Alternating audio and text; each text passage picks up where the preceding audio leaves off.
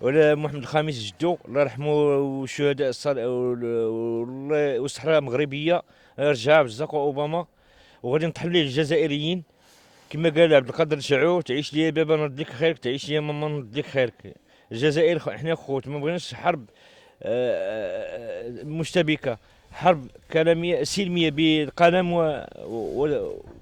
والكتابه.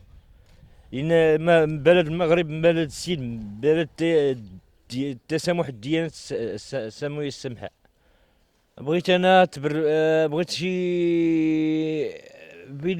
شي مشي للانجليز، بريطانيا، والجولة حول دول العالم،